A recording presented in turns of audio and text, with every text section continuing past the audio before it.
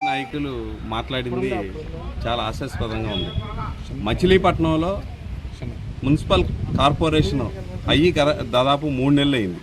ఈ 3 నెలల పరిధే ఇది కలెక్టర్ ఆఫీసర్, స్పెషల్ ఆఫీసర్ పరిపాలన వచ్చింది. దాదాపు 2 సంవత్సరాల కౌన్సిల్ పరిపాలన వైసీపీ అధికారంలో ఆల్ టైంలోనే ఉంది. ఆల్ టైంలో కనీసం కౌన్సిల్ బడ్జెట్ పెట్టకోకుండా బడ్జెట్లో కనీసం మున్సిపాలిటీ శానిటేషన్ ఆటోలకి డీజిల్ ఇవ్వకుండా చేసింది వాళ్ళు. ఇవాళ వాళ్ళు ప్రత్యేకంగా వచ్చేసి 2 సంవత్సరాల నుంచి ఎవరెవరా కౌన్సిల్ మున్సిపాలిటీ నుంచి వెళ్లాల్సిన డబ్బులు కౌన్సిల్లో పెట్టి తీర్మానం చేసి పైకి పంపించాలి. కనీసం 2 సంవత్సరాల 5 కోట్ల రూపాయల డబ్బులు రూపాయి కూడా ఇవ్వాల. మచిలీపట్నం జిల్లా కలెక్టర్ గారు వచ్చిన తర్వాత ఈ 3 నెలల కాలంలో దాదాపు 30 లక్షల రూపాయలు పెట్టారు.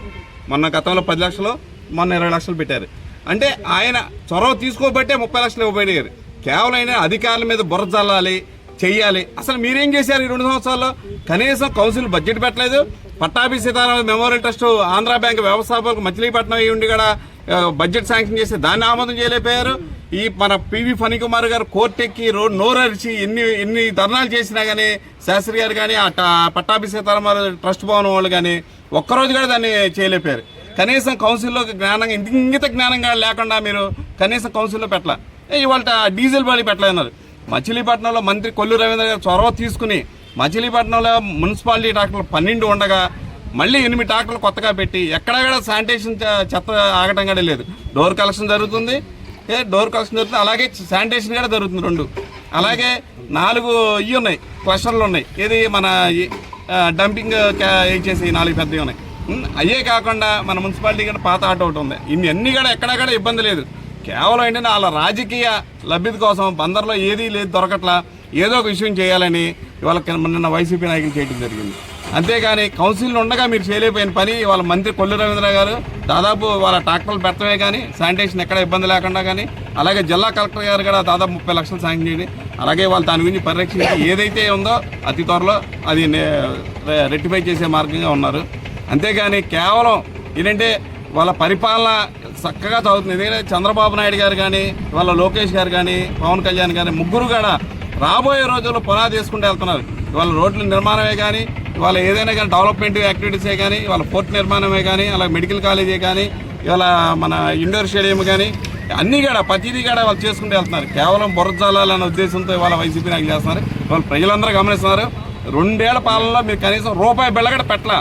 కేవలం 3 నెలలే అయ్యింది కౌన్సిల్ అయ్యి. అలాంటి జిల్లా కలెక్టర్ గారు చొరవ తీసుకుని చేయడం జరిగింది. ఈ సభాముఖంగా అందరూ తెలియజేస్తారు. చేయవలసింది 2 సంవత్సరాలు వాళ్లే పరిపాలించారు. మరి ఇక్కడ బళ్ళదొడ్డకు వచ్చి బళ్ళు శానిటేషన్ సరిగా లేవని చెప్తున్నారు. 2 సంవత్సరాలు మున్సిపల్ కౌన్సిల్లో బడ్జెట్ సమావేశాలు పెట్టాల్సిందే. వాళ్ళు పరిపాలనలో ఉన్నది వాళ్ళు 2 ఏళ్ళు. ప్రజా సమస్యల మీద చర్చించకుండా 2 సంవత్సరాలు మీరు ఇంట్లో పడుకుని ఇవాళ మరి మా మంత్రి గారి మీద, మా ఎంపీ గారి మీద, మా టీడీపీ నాయకుల మీద, కూటమి ప్రభుత్వం మీద బురద జల్లుతున్నారంటే సిగ్గుగా ఉంది. ప్రజలందరూ కూడా నవ్వుకుంటున్నారయ్యా మిమ్మల్ని చూసి. ఇవాళ ఇంధన సమస్య ఉన్నమాట మటుకు వాస్తవమే. ఇవాళ నిన్న కాంట్రాక్టర్ డబ్బులు ఇవ్వలేదు అని కిట్టూరు గారు ఫోన్ ఎత్తి ఫోన్లో మాట్లాడుతున్నాడు. అయ్యా కిట్టూరు గారు, మీ నాన్నగారు మంత్రిగా ఉన్నప్పుడు 2 సంవత్సరాలు మరి కార్పొరేషన్లో మేయర్ కానీ కార్పొరేటర్లు కానీ ఆడిచ్చింది ఎవరు? మీ నాన్నగారే. మరి వాళ్ళనంతా ఆడిచ్చింది మీరే. ఆ రోజు మరి మీ కాంట్రాక్టర్ గుర్తు రాలేదా? ఎంత డబ్బులు ఇవ్వాలి ఏంటని అసలు బడ్జెట్ సమావేశాలు పెడితేనేదా మార్చిలో బడ్జెట్ పెడతారు. ఆ మార్చిలో పెట్టిన బడ్జెట్ సంవత్సరం పాటు దాన్ని ఆమోదించి సంవత్సరం పాటు పర్యవేక్షణ చేసి దేనికి ఎంతని కేటాయింపులు చేస్తారు. గత 2 సంవత్సరాలు అసలు మున్సిపల్ కార్పొరేషన్లో మీరు బడ్జెట్ సమావేశాలు పెట్టారా?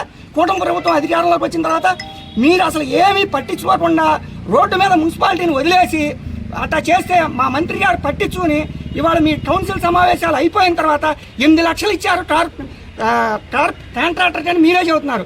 ఆ 8 లక్షలు కూడా మా కూటమి ప్రభుత్వం వచ్చిన తర్వాత మరి మా మంత్రి కొల్లు రవీంద్ర గారు, ఎంపీ బాలశౌరి గారు ఇప్పించింది. మరి గౌరవ కలెక్టర్ గారు కూడా ప్రతి వీధిలో తిరుగుతూ స్వచ్ఛ సైనికులు తయారు చేస్తూ మా మంత్రి గారు, ఎంపీ గారు మచిలీపట్నాన్ని శుభ్రంగా ఉంచాలి అనే జయంతో వాళ్ళు పనిచేస్తున్నారు. చేసి ఎన్ని అవస్థలు పెట్టారో అవన్నీ మర్చిపోయి మాట్లాడుతున్నట్టున్నారు. ఈ ప్రభుత్వం వచ్చాక చెత్త పన్నుని నిరోధించి ప్రజలకు పారిశుద్ధ్యం మీద ప్రత్యేక బాధ్యత కల్పించి తడి చెత్త పొడి చెత్త మీద అవగాహన కల్పించి ఎక్కడ ఎటువంటి ఇబ్బంది లేకుండా చర్యలు తీసుకుంటుంది. నిన్న మీరు ఎక్కడో అంతా ఆగిపోయింది, వ్యవస్థ అంతా ఆగిపోయినట్టు మాట్లాడుతున్నారు. మీరు గతం గుర్తు చేసుకుంటే ఇంతకు ముందు కూడా ఈ క్లాప్ వెహికల్స్ లేకపోయినా యథావిధిగా జరిగేది. అలాగే ఇప్పుడు కూడా ఎటువంటి ఇబ్బంది కలగకుండా ప్రతి ఇంటి నుంచి చెత్త కలెక్ట్ చేసుకుని వెళ్ళడం జరిగింది. మీరు ఏదో సమస్య తీసుకొచ్చి ప్రజల్లో మేము కూడా ఉన్నాము అని ఉనికిని తెలియచేసుకోవడానికి ప్రయత్నాలు చేస్తున్నారు, కానీ అది ప్రజలకు ఎక్కట్లేదు. అది మీరు అబ్జర్వ్ చేసుకోవాలి. అలాగే మాట్లాడితే అధికారులను బెదిరిస్తే పనులు అయిపోతాయి అనుకుంటున్నారు. ఇక్కడ అధికారులు వాళ్ళ పనిని వాళ్ళు చేసుకొని ఇస్తే డెవలప్మెంట్ ఆటోమేటిక్గా జరుగుతుంది. దయచేసి మీరు ఏదైనా సజెషన్స్ ఉంటే సజెస్ట్ చేయండి, అంతేగాని మసిపూసి మారేడుకాయ చేసేసి జరుగుతున్నాయి జరగనట్టుగా ఏదేదో ఏదైనా మాట్లాడితే ఆర్టీసీ ప్రైవేటీకరణ అంటారు. ఒక పక్కన ఎక్స్ప్లెనేషన్ ఇచ్చినా అవేమి అర్థం చేసుకునే స్థితిలో కూడా మీరు లేరు. ఇవన్నీ ప్రజలు గమనిస్తున్నారు. మా అందరి తరఫున కూటమి ప్రభుత్వం తరఫున ఒక్కటే చెప్పబోతున్నాము, శానిటేషన్ వ్యవస్థ ఎక్కడ ఏ దెబ్బ తగలకుండా